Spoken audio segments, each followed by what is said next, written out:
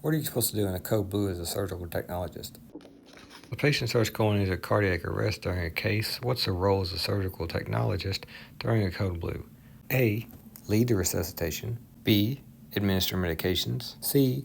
Stay sterile, protect the field while assisting if directed. Or D. Check vital signs. In most cases, you're going to stop the surgery, assuming you're not in like an open heart or you're in an open chest. The surgeon will either have control or they'll defer control over to anesthesia, and anesthesia is going to maintain control at that point. ET tube placement, oxygen level, maintaining and monitoring their vitals and things like that. Managing medications, anesthesia will communicate the patient's status, rhythms, vitals. Your circulating nurse is unsterile, so they're going to activate the code blue button, bring in a crash cart. I'm going to be documenting all the events all the time, assist with IV access and then pushing meds. Once that code blue button is pushed, you're going to have a team full of people that are going to respond to the code blue from all different areas of the hospital or surgery center, wherever it is you're working. So your scrub tech is going to stay sterile and protect the field while assisting if directed.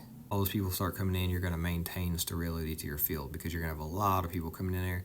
A lot of people who come in from other parts of the hospital may not know about sterility, may not know not to touch anything blue. So you have to maintain and kind of watch your sterile field, watch your sterile tables. You may have to pass emergency instruments. You're going to have to keep track of your sponges and all your things you've been counting. So by the book, your role in this situation is just to keep your thing sterile and watch other people from touching it and making sure that everything stays intact in case you do have to do anything surgical still after you start your code.